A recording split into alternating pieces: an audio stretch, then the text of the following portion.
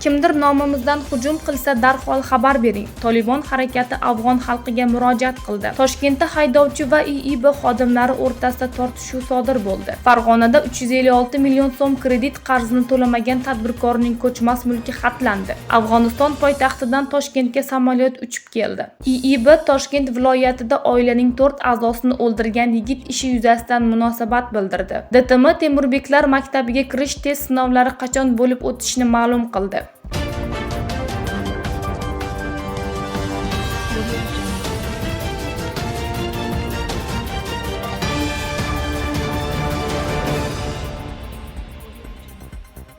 Kimdir nomimizdan hujum qilsa darhol xabar bering. Tolibon harakati afg'on xalqiga murojaat qildi. Tolibon harakati 13 avgust kuni afg'on xalqiga murojaat qilib, tinchlik o'rnatish bo'yicha maqsadlarini e'lon qildi va bir nechta masalada ularga va'da berdi.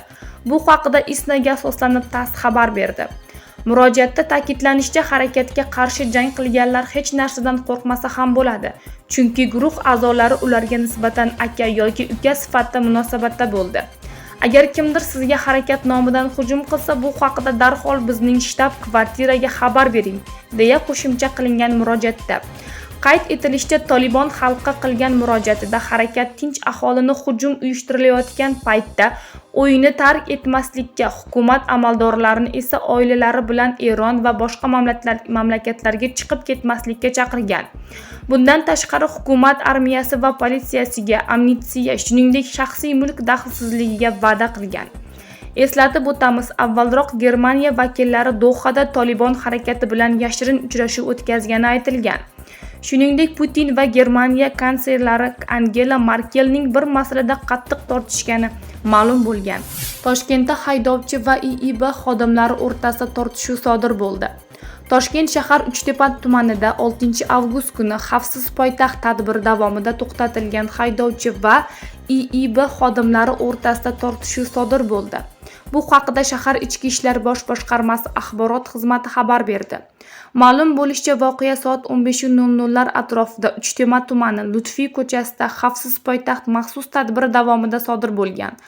Aniqlanishicha, shahar Ichki ishlar bosh boshqarmasi xodimlari tomonidan 36 yoshli NK boshqaruvidagi Nexia davlat raqami 50 va 526RA avtomobili to'xtatilgan.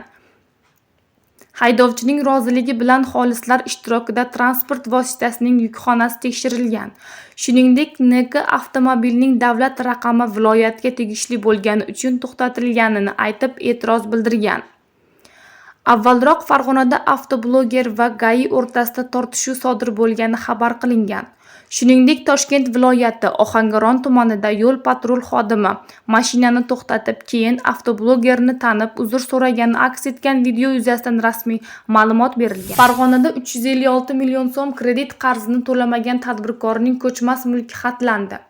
Farg'ona viloyati Marg'ilon shahrida tadbirkor kredit qarzini vaqtida to'lamagani uchun u garovga qo'ygan ko'chmas mulki xatlandi. Bu haqida Majburiy ijro byurosi axborot xizmati bugun o'ziga xabar berdi. Ma'lum qilinishicha, tadbirkor MM bankdan olgan 356 million so'm kredit qarzini to'lashni paysalga solgan. Shu sababli majburiy undirish bo'yicha sud qarori chiqqach, bu pulga 12 million so'm davlat boji ham qo'shilgan.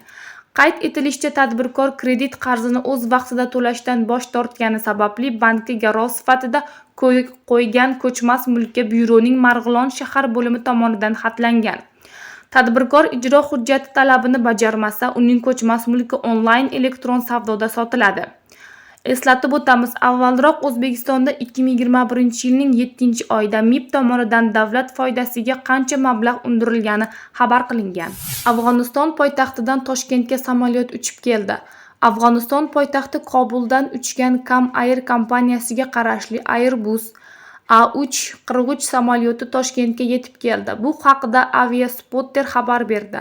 Ma'lum qilinishicha, bort Afg'onistonda siyosiy va harbiy beqarorlik boshlanganidan keyin Toshkentda qolgan ushbu aviakompaniyaning eng yirik samolyoti hisoblanadi. Ma'lumotlarga ko'ra, diplomatik vakolatxonalar a'zolarini evakuatsiya qilish maqsadida Kobuldan Toshkentga parvozlar ko'paygan. Eslatib o'tamiz, avvalroq O'zbekistonda Airbus H125 va Mi-8 MTB vertolyotlarining taqdimoti o'tkazilgan va Saudiya Arabistonida haj safari qanday sharoitlarda o'tishi ma'lum bo'lgandi. IIB Toshkent viloyatida oilaning 4 a'zosini o'ldirgan yigit ishi yuzasidan munosabat bildirdi. Toshkent viloyati Qibray tumanida yigit oilaning 4 nafar a'zosi va yollanma ishchini o'ldirgani xabar qilingandi. Ichki ishlar vazirligi holat bo'yicha bayonot berdi. Ma'lum qilinishicha, Sh.I. ismli yigit oilaning kreditga olingan uyida ta'mirlash ishlarini olib borgan. Yigit o'sha yerda bir muddat yashab, ulardan 14 million so'm qarz bo'lgani aytilgan. U qarzdan qutulish maqsadida oilaning turmushidan ajragan 2 nafar farzandi bo'lgan M ismli ayolga turmush qurishni taklif qilgan. Ammo uydagilari bunga rozi bo'lmagan. Qayd etilishicha, shundan keyin yigit ayolning otasi va akasiga tahdid qilib, doimiy ijtimoiy tarmoqlarda ularni obro'sizlantiruvchi postlar qoldirgan. Keyinchalik yigit chet elga ishlash uchun ketib, 25-iyul kuni O'zbekistonga qaytib kelgan. Shundan so'ng oilaning 4 nafar a'zosi va uyda tunab ta'mirlash ishlarini olib borayotgan yollanma ishchini qasddan o'ldirgan. So'ng u voqea joyidan yashirinib Andijonga ketgan. Aniqlanishicha, u yo'lda qo'lga olingan hamda undan Rossiyaga qaytish bileti rasmiylashtirib olingan. Ta'kidlanishicha, bu og'ir jinoyatni oldini olishga mas'ul bo'lgan har bir mansabdor shaxsning, shu jumladan hududiy ichki ishlar organlari xodimlarining faoliyatiga qonuniy baho beriladi. Natijasi yuzasidan jamoatchilikka to'liq axborot yetkaziladi. Avvalroq Toshkent viloyatida oilaning 4 a'zosini o'ldirgan yigit ishi tafsilotlari ochiqlangani ma'lum qilingan. Shuningdek, Jizzaxda erkak uyiga kelgan mehmonni boshiga pichoq urib o'ldirgani xabar qilingan. DTM Temurbeklar maktabiga kirish test sinovlari qachon bo'lib o'tishini ma'lum qildi. Davlat test markazi, Ichki ishlar vazirligi, akademik litseylari hamda Temurbeklar maktabi va yosh chegarachilar harbiy akademik litseylariga qarshi test sinovlarini o'tkazish bo'yicha ma'lumot berdi. Unga ko'ra, litseylarga o'qishga qabul qilish bo'yicha test sinovlari 2021-yil 18-avgust kuni 1-smenada bo'lib o'tadi va 07:00 da boshlanadi. Test sinovlari respublika bo'yicha quyidagi ochiq maydonlarda o'tkaziladi.